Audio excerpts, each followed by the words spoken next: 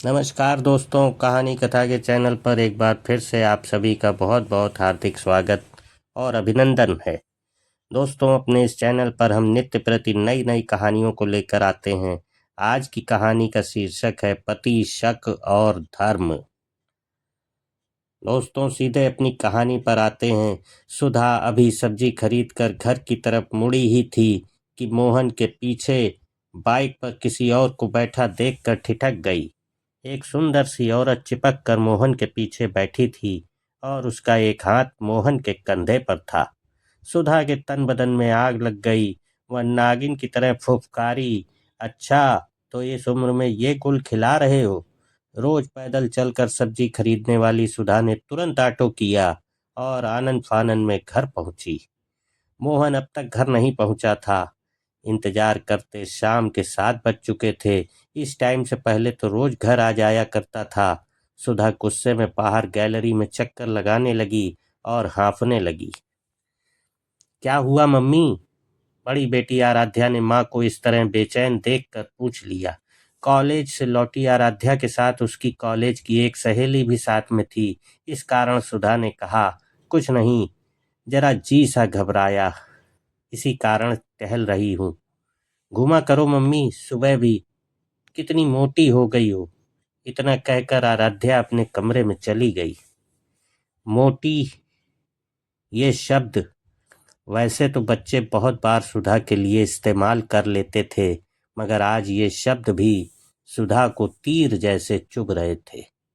वह अंदर कमरे में जाकर आईने के सामने खड़ी हो गई और खुद को आज बहुत गौर से देखने लगी और सोचने लगी, सचमुच में वह बहुत मोटी हो गई है क्या? कमर और पेट की चर्बी को दबा दबा कर देखने लगी। फूलते हुए गालों में भागती हुई उम्र को तलाश करने लगी। उसे एहसास हुआ कि जैसे कोई 35 की उम्र में वो 50 की नजर आने लगी है। वह सोचने लगी, कितनी छरहरी थी जवानी में मैं, मगर गृहस्थी और बच्चों को संभालते संभालते सारा सौंदर्य कहीं खो गया।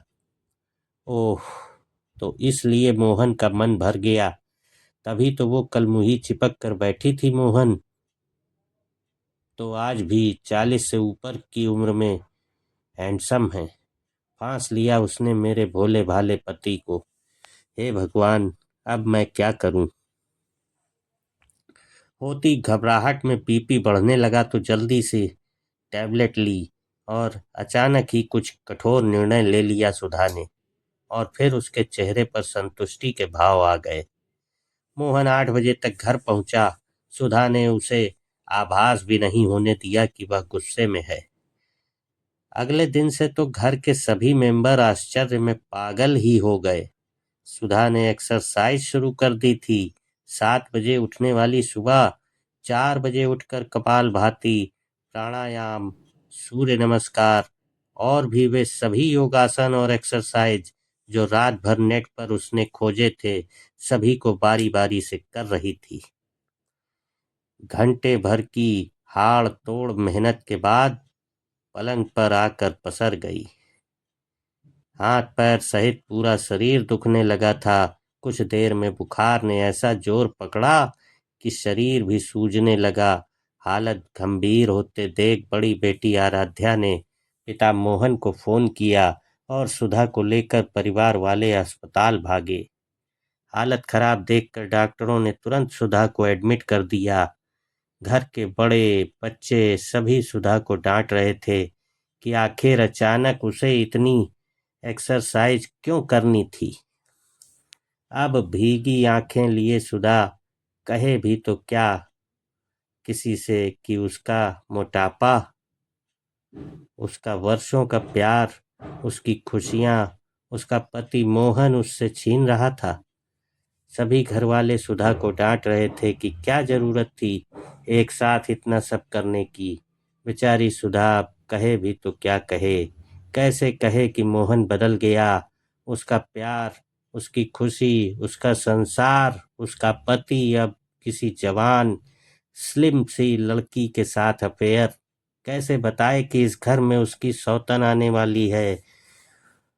उसी से इस घर को बचाने के लिए वो खुद को स्लिम कर रही थी ताकि उसका पति परमेश्वर मोहन उस चुड़ैल तो क्या किसी और की तरफ भी न ताके।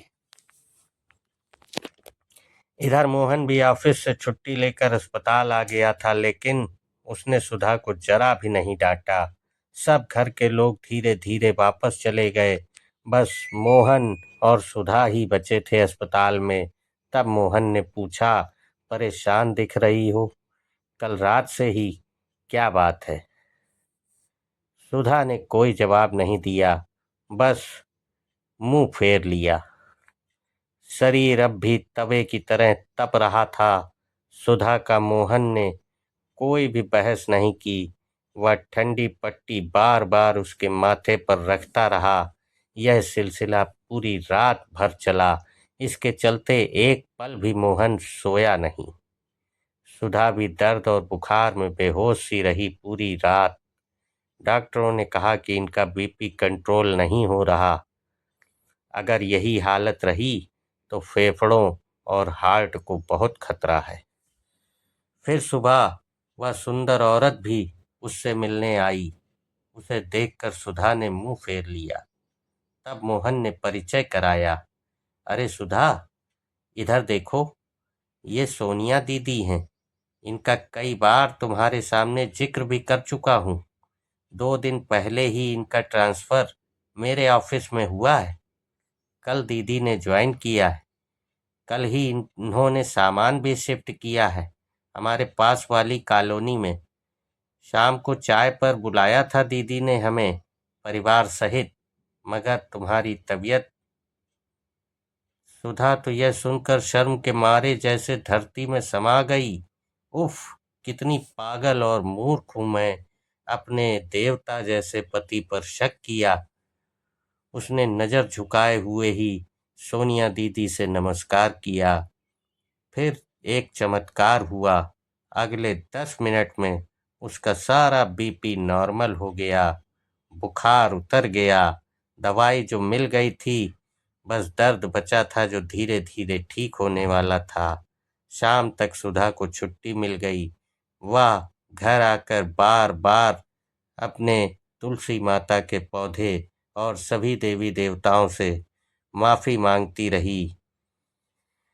पगली कहीं की। ये थी सुधा, जो अपने पति पर शक कर रही थी और पति बेकसूर था।